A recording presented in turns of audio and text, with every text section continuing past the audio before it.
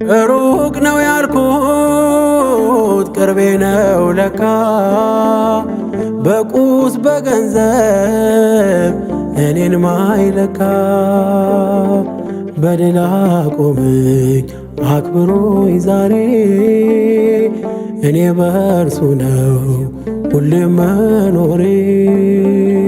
ውበት ይረግፋል ክብርም ይሻራል አምላኬን ያለ እጅግ ያተርፋል።